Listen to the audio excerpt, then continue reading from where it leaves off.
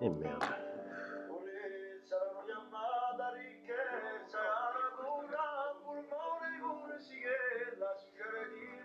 Mon briquet ne marche pas. Il ne marche plus. J'ai pas dit lecteur du soir, bonsoir. Lecteur du soir, bonsoir. Mais mon briquet ne marche plus. Fait chier. Ça, c'est un berger corse qui chante. Il est berger, hein, il n'est pas chanteur. Il chante bien.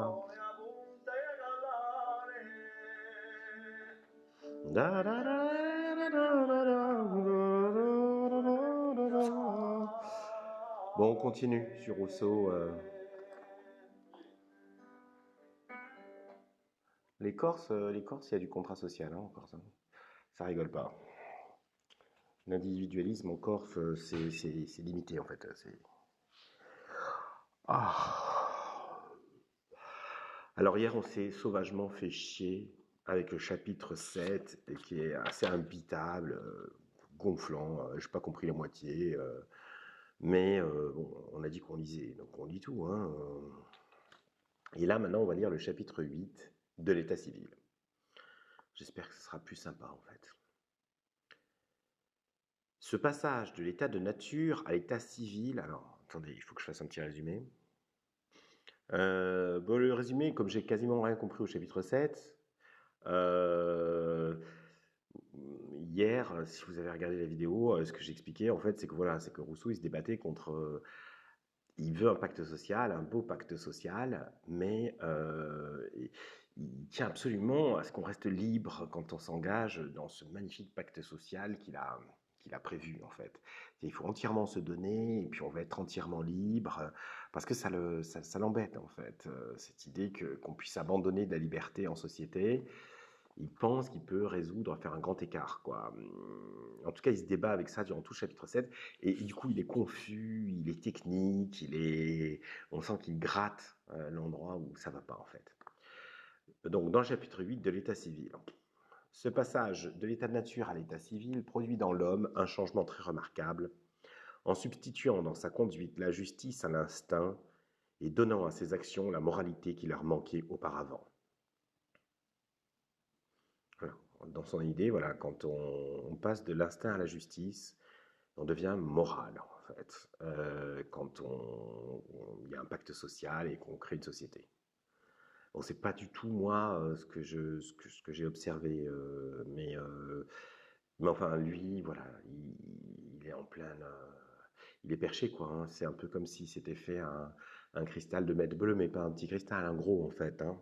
Mais c'est beau en même temps, c'est-à-dire qu'il est vraiment dans un trip, mais un trip magnifique. Donc c'est pour ça qu'il est inspirant en fait. C'est un peu comme Anton Artaud en fait. Anton Artaud, il était fou allié, mais son délire avait cette qualité spécifique, une qualité étrange en fait. Il était pas les délires d'Anton Artaud ne sont pas les délires d'un fou lambda, ce sont des délires inspirants. Rousseau, c'est un peu ça, mais en philosophie politique, en fait. Il délire, mais c'est inspirant. C'est alors seulement que la voie du devoir succédant à l'impulsion physique et le droit à l'appétit, l'homme, qui jusque-là n'avait regardé que lui-même, se voit forcé d'agir sur d'autres principes et de consulter sa raison avant d'écouter ses penchants.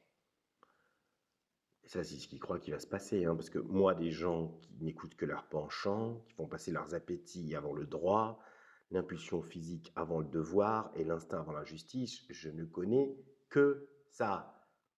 Il y en a plein, en fait, dans les rues des villes, de métropolis. Et vous les connaissez aussi. Vous en êtes peut-être d'ailleurs certains, quoique ça m'étonnerait. C'est pas des gens...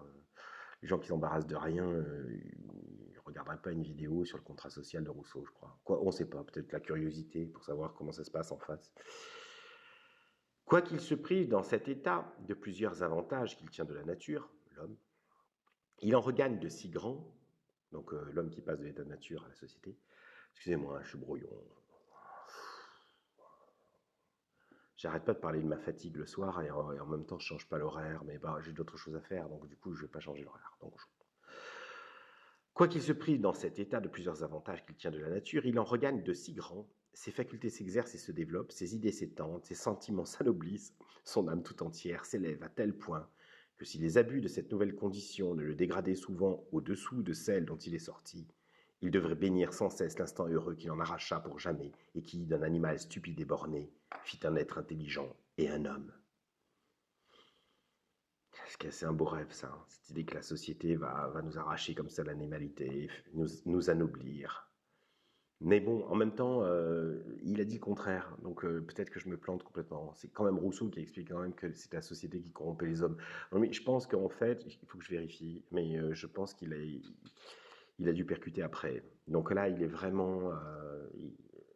j'ai l'impression que dans ce début de chapitre, il est très optimiste en fait, sur ce qui va se passer. Il a dû déchanter plus tard. Je sais pas, je lis tranquillou, je m'interdis pas de lire. Et je me prends pas non plus pour un spécialiste. Et donc, ça me permet de lire, en fait. Je dis ça pour ceux qui ont un peu la trouille, quoi. Faut pas avoir la trouille de pas comprendre, ou de se tromper, ou de... Voilà, il y a plein de gens qui lisent pas parce qu'ils s'imaginent, ils se mettent des exigences incroyables, quoi. Bah, moi, je lis, je comprends ce que je peux, et quand je comprends pas, je passe, ou je relis, et puis quelquefois, je me trompe, et puis... c'est comme tout le monde, en fait. Ou alors on lit pas, quoi. Parce que c'est trop chiant, c'est trop exigeant, en fait. En Corse, on a une expression, hein, j'ai mis une chanson corse, lâche à gore. Lâche à gore, ça veut dire lâche. Lâche à gore, en fait. Voilà. Et moi, je pense qu'il vaut mieux faire les choses à moitié que de ne pas les faire du tout. Ce qui paraît qu'il ne faut pas. Il paraît que je me trompe, mais moi, je préfère. Réduisons toute cette balance à des termes faciles à comparer. Ce que l'homme perd par le contrat social, c'est sa liberté naturelle et un droit illimité à tout ce qui le tente et qu'il peut atteindre. Ce qu'il gagne, c'est la liberté civile et la propriété de tout ce qu'il possède. Pour ne pas se tromper dans ces compensations, il faut bien distinguer la liberté naturelle qui n'a pour borne que les forces de l'individu, de la liberté civile qui est limitée par la volonté générale, et la possession qui n'est que l'effet de la force ou le droit du premier occupant, de la propriété qui ne peut être fondée que sur un titre positif. Bon, là, voilà, ça c'est du grand Rousseau. On retrouve le grand Rousseau après un tunnel de merde. C'est-à-dire que là, on comprend. Voilà, il y a la liberté naturelle qui n'est bornée que par les forces de l'individu. C'est-à-dire, je fais ce que je veux, je suis dans la nature à poil, et puis ben, voilà quoi. J'atteins et je peux obtenir que ce que je suis capable d'atteindre, et c'est de la possession.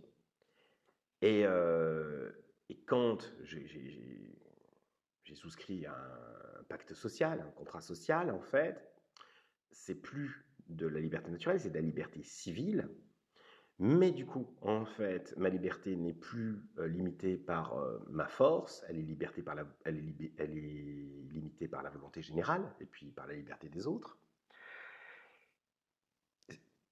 Donc c'est une autre limite, on troque une limite pour une autre limite.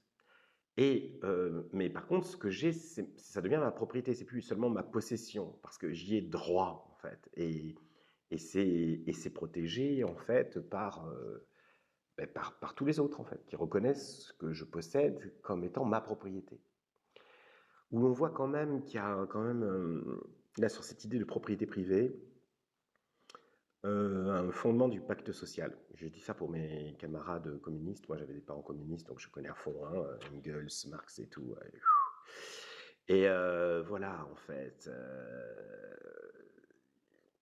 il y a un petit problème avec le communisme hardcore si on va aux racines de la pensée rousseauiste du pacte social.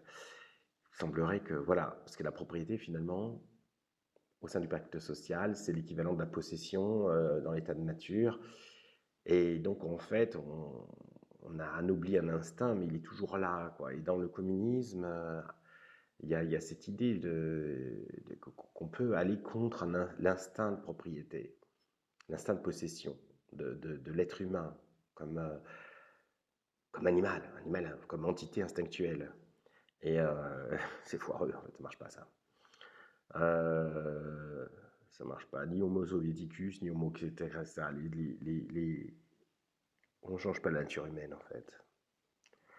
On pourrait, sur ce qui précède, Ajouter à l'acquis de l'état civil la liberté morale, qui seule rend l'homme vraiment maître de lui, car l'impulsion du seul appétit est esclavage, et l'obéissance à la loi qu'on s'est prescrite est liberté. Je vous en avais parlé l'autre jour de cette phrase, mais c'est pas l'obéissance à la loi qu'on s'est donnée, c'est l'obéissance à la loi qu'on s'est prescrite et liberté. Mais je n'en ai déjà que trop dit sur cet article, et le sens philosophique du mot liberté n'est pas ici de mon sujet. Bon, dans ce dernier paragraphe, ça m'embête en fait. Il recommence en fait. Il l'a fait plein de fois, dire que voilà, on abandonne plein de libertés dans le pacte social, mais en fait, c'est pour être plus libre en fait. J'aime pas ça. J'aime pas. Il suffit qu'ils disent, on abandonne certaines libertés pour en gagner d'autres. Voilà. Donc, grosso merdo, on arrive à, il y a une conversion en fait. En termes de liberté, qui fait qu'on y gagne. On y perd, mais on y gagne. Et il s'acharne à dire qu'on ne perd rien. Et ça m'énerve. Ça m'énerve. Il essaie de tricher, en fait. Il triche. Il veut faire passer son contrat social pour un truc où tu perds rien. Mais si, on perd. Bon, on va se faire le chapitre 9, parce qu'il était court, hein, du domaine réel. Waouh, c'est beau, on dirait le titre d'un roman de Houellebecq, vous ne trouvez pas? Du domaine réel. Michel Houellebecq. C'est l'histoire c'est l'histoire d'un roman de Houellebecq qui n'existe pas, qui n'écrira jamais, où en fait Houellebecq voyage dans le temps et rencontre Rousseau, et ils ont une grande discussion. Ça s'appelle Du domaine réel. Chapitre 9 du domaine réel. Chaque membre de la communauté se donne à elle au moment qu'elle se forme, tel qu'il se trouve actuellement, lui et toutes ses forces, dont les biens qu'il possède font partie. Ce n'est pas que par cet acte la possession change de nature en changeant de main et devienne propriété dans celle du souverain, mais comme les forces de la cité sont incomparablement plus grandes que celles d'un particulier, la possession publique est aussi dans le fait plus forte et plus irrévocable, sans être plus légitime, au moins pour les étrangers. Car l'État à l'égard de ses membres est maître de tous leurs biens par le contrat social qui dans l'État sert de base à tous les droits, mais il ne l'est à l'égard des autres puissances que par le droit de premier occupant qu'il tient des particuliers. Alors, ce que je comprends en fait, c'est que on arrive avec ses biens et puis l'État possède tout. Ce que je ne crois pas, je ne crois pas que c'est ce qu'il veut dire. Ce qu'il veut dire en fait, c'est que faisant rentrer les possessions dans un régime de propriété, puisque les possessions, quand on vit tout seul en forêt, quand on se retrouve en société, ça devient une propriété, puisqu'il y a une législation qui s'applique qui gère la propriété. Et donc, c'est l'État qui devient l'arbitre, en fait, des répartitions, de ce qui est possédé. Donc, je ne pense pas qu'il veuille dire que l'État possède tout. Ce que je veux dire, c'est que, mais d'une certaine manière, l'État possède tout. En France, si vous découvrez un trésor, des pièces d'or dans votre jardin, l'État prend la moitié. C'est pour ça que si vous trouvez des pièces d'or dans votre jardin, mon conseil, vous les déterrez, vous faites un trou dans le mur, vous les mettez dans le mur, vous rebouchez, puis vous faites « Ah !» une semaine après, « Ah, j'ai trouvé des pièces d'or dans mon mur !» Vous voyez, si vous avez une vieille maison en Bourgogne. Pourquoi? Parce que si vous trouvez des vieilles pièces cachées dans le mur, 100 pièces d'or, elles sont toutes à vous. Si vous les trouvez dans le sol, la moitié est à l'État. Car vous êtes beau propriétaire, vous avez beau être propriétaire, en fait, le sol appartient toujours à l'État. Et d'ailleurs, vous payez une taxe d'habitation et une taxe foncière. Enfin, vous êtes propriétaire locataire, quoi, en fait. Donc là, on a une illustration de ce que dit Rousseau, c'est-à-dire que on est propriétaire, mais en fait, non. Mais en fait, c'est l'État qui est propriétaire.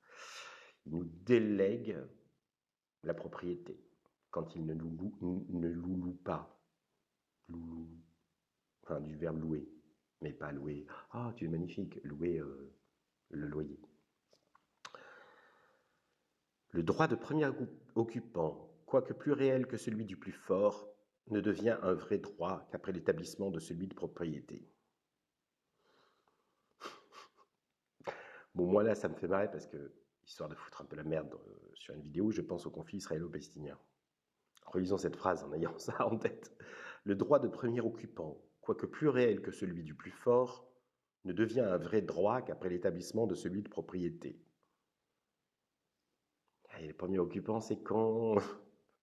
Puis l'articulation avec le droit du plus fort, elle est violente hein, dans ce cas précis. Ah, notre ami Rousseau, il y a tellement de choses que. Moi, j'aimerais bien rencontrer Rousseau, rencontrer Voltaire.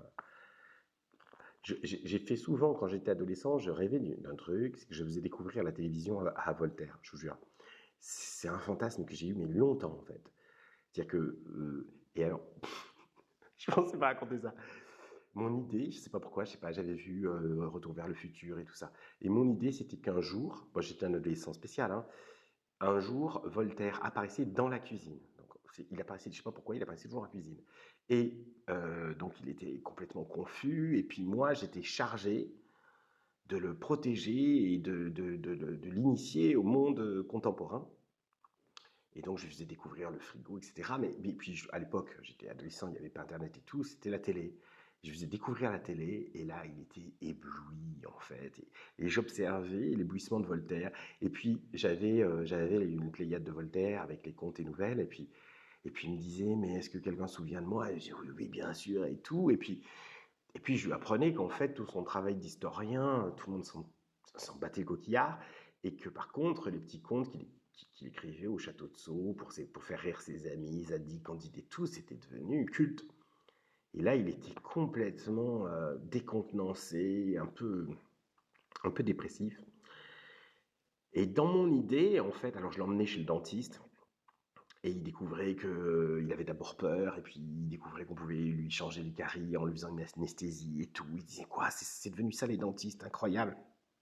Je lui achetais des vêtements, mais il me demandait à rencontrer le roi. Il me disait, mais où est le roi? Je disais, mais c'est fini, la Révolution française. Et puis je lui apprenais quand même qu'il y avait le comte de Paris, que la famille des Bourbons existait toujours. Et du coup, il voulait absolument rencontrer le descendant du roi.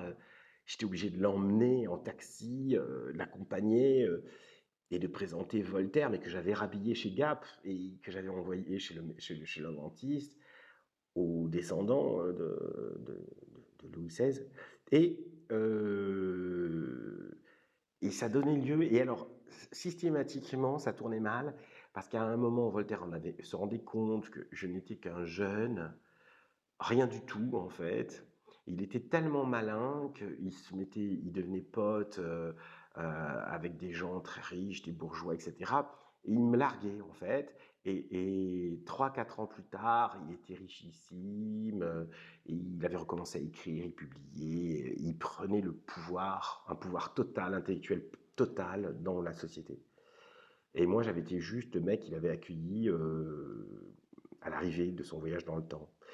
Et parce que Voltaire, il est brillant, il est à pleurer de rire, mais c'était quand même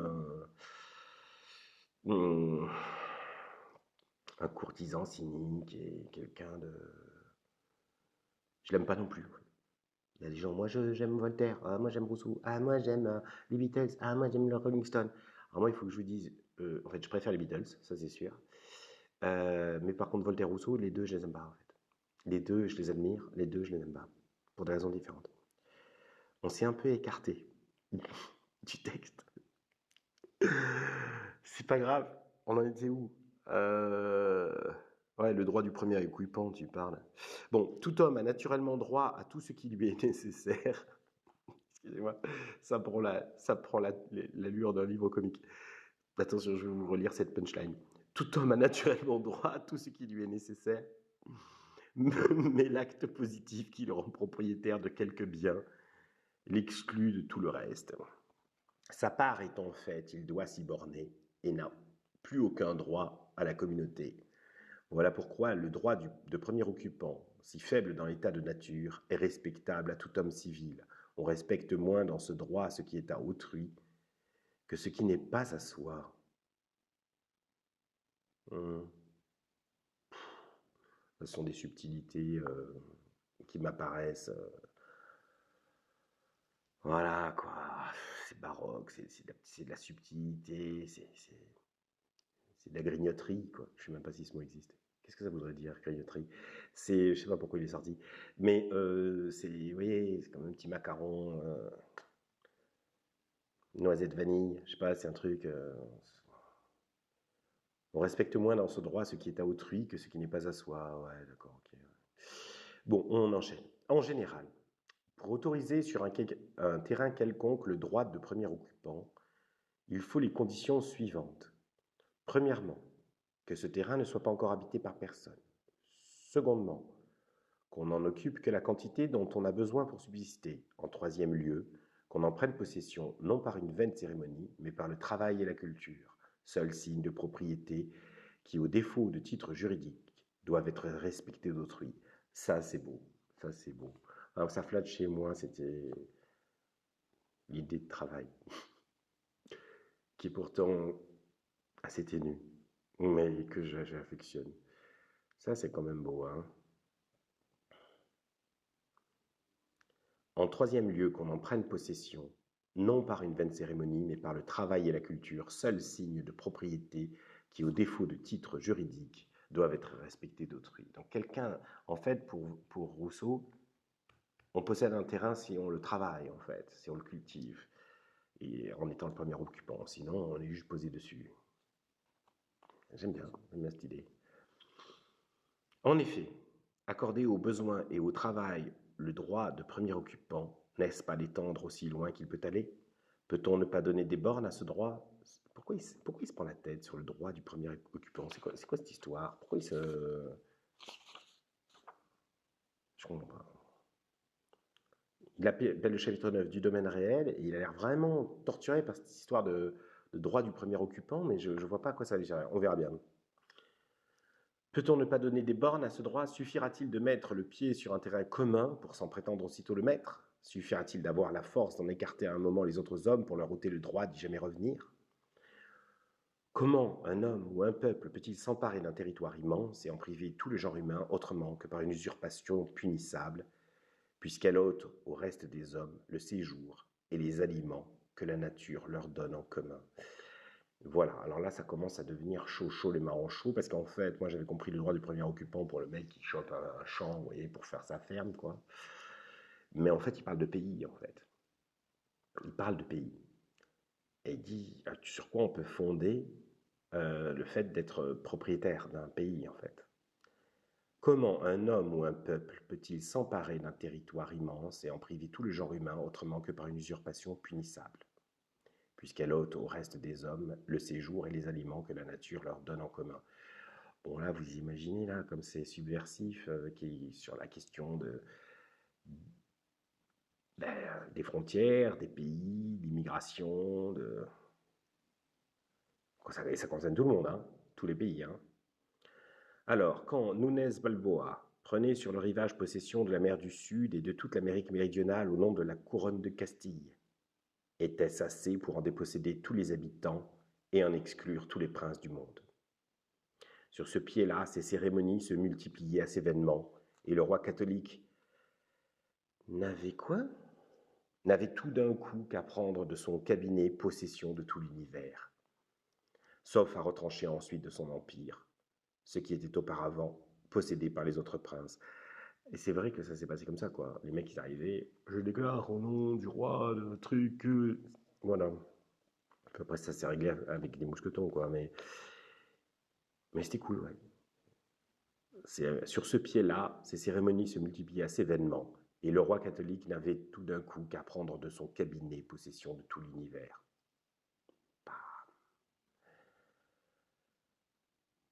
On conçoit comment les terres des particuliers, réunies et contiguës, deviennent le territoire public, et comment le droit de souveraineté s'étendant des sujets au terrain qu'ils occupent devient à la fois réel et personnel, ce qui met les possesseurs dans une plus grande dépendance et fait de leur force même les garants de leur fidélité, avantage qui ne paraît pas avoir été bien senti des anciens monarques qui, ne s'appelant que rois des Perses, des Scythes, des Macédoniens, semblaient se regarder comme les chefs des hommes plutôt que comme les maîtres du pays.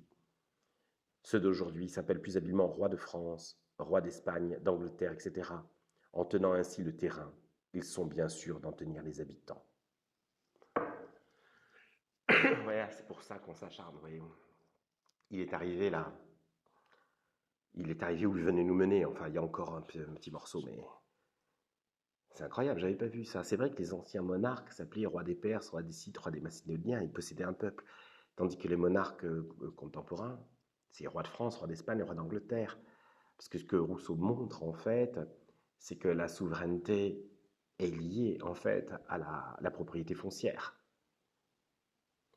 Et que toutes les propriétés foncières des membres du pacte social vont former, en fait, le pays réel, le territoire, en fait.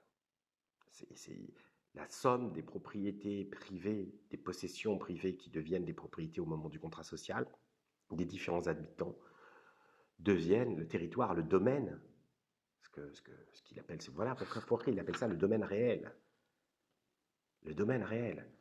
Il faut un domaine pour qu'il y ait un royaume et une souveraineté. Bon, après, c'est devenu pays, c'est devenu tout ce que vous voulez, etc. Et je vous relis cette phrase.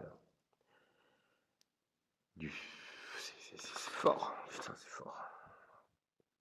On conçoit, je vous relis le paragraphe, on conçoit comment les terres des particuliers réunis et contigus deviennent le territoire public.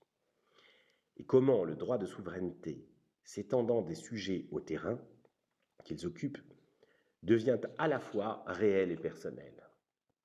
Ce qui met les possesseurs dans une plus grande dépendance et fait de leur force même les garants de leur fidélité. Donc voilà, les propriétaires, ils sont liés à leurs terres qu'ils possèdent, et du coup, ils sont pris en sandwich en fait entre leur terre et la souveraineté, la volonté générale, ils vont pas s'en aller, quoi. Donc du coup, ça communique, quoi. Ça fait un feuilleté.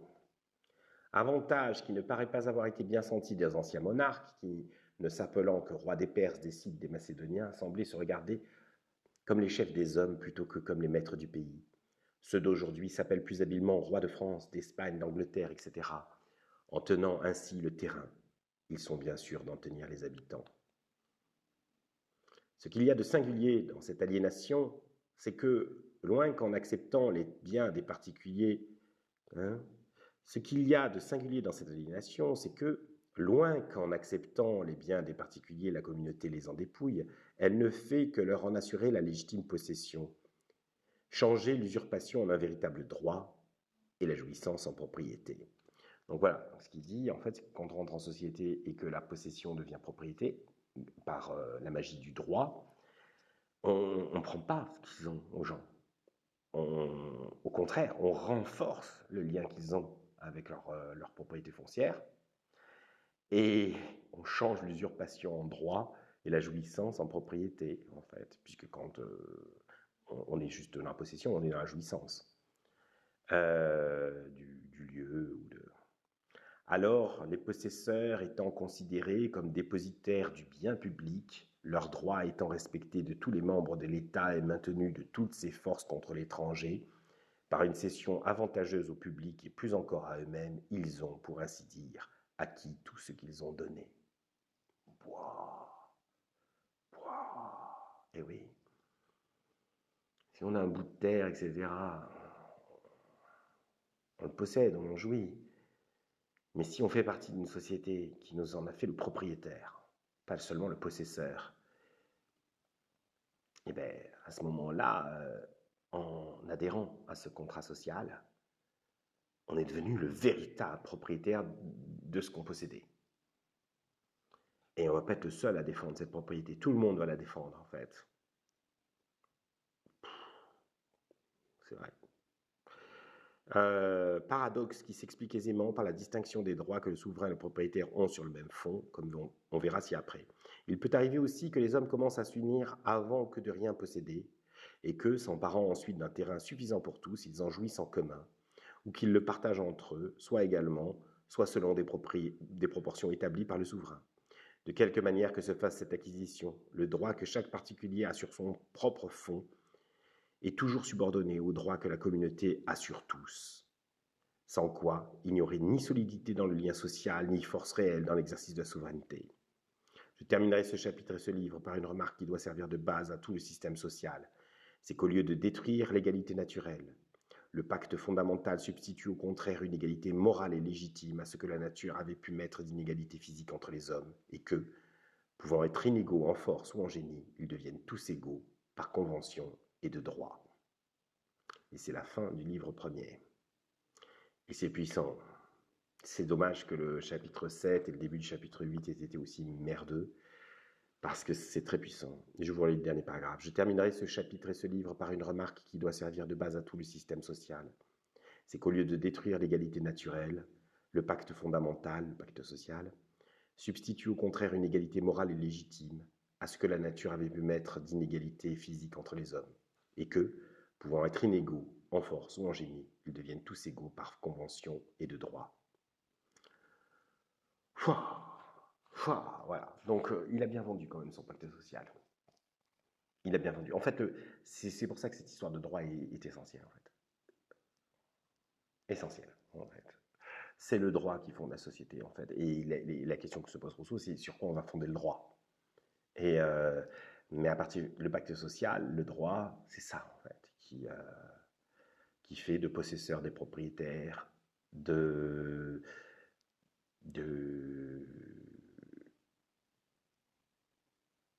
personnes posées comme ça sur un territoire,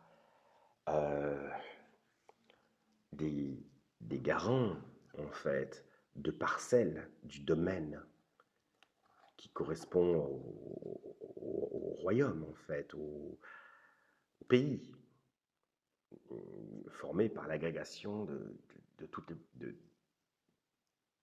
les terres possédées par les membres du pacte social. C'est très fort, c'est très fort. C'est très fort. Et surtout, ça, on voit bien comment, en fait, c'est très lié, du coup, cette question du territoire, et secondairement des frontières, mais cette question du territoire, la terre, après il y a la mystique de Peggy, etc., qui vient dessus, mais il n'y a pas un pacte.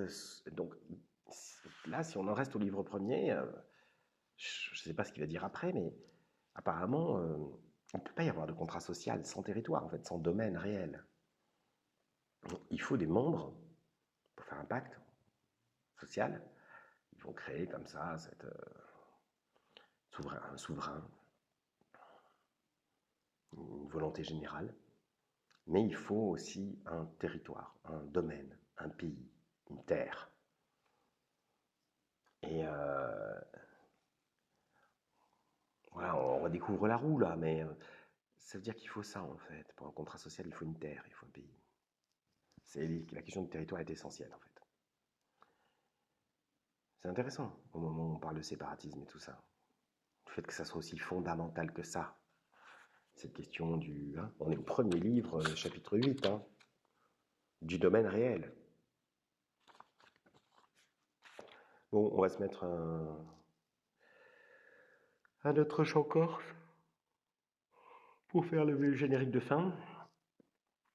Qui je vais vous mettre, vous ne les connaissez pas, vous ne vous fatiguez pas. Ah, il y a une chanson très triste, Il y a Altro Mundo, c'est un type qui veut consoler une femme qui a perdu un enfant en fait. Et il lui dit qu'il est dans les bras de la Vierge, il est à l'abri maintenant, elle s'occupe de lui.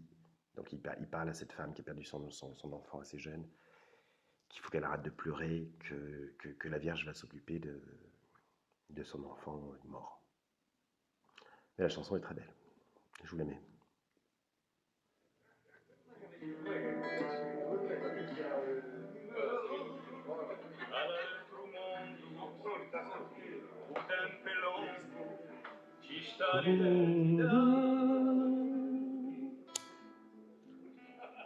E m'appiato accentuato di macchina da bar.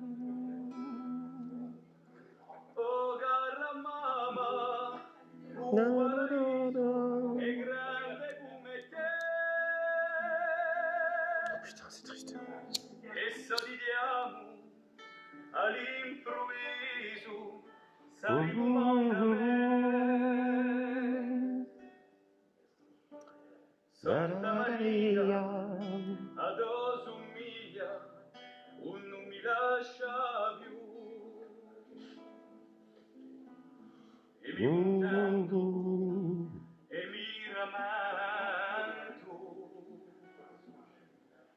Il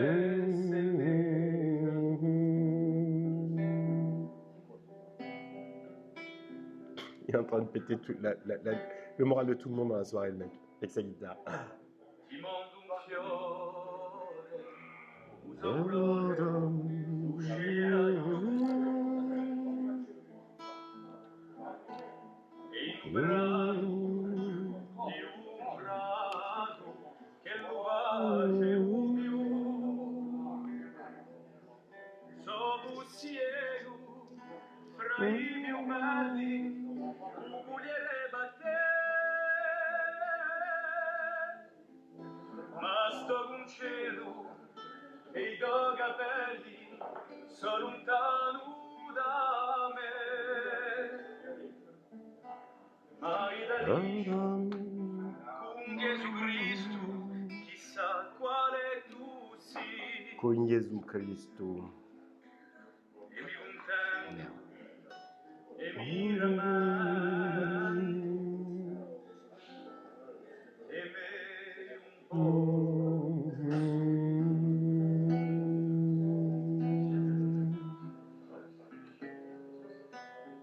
Bon, je voulais même pas jusqu'à la fin parce que moi ça me fait des trucs cette chanson.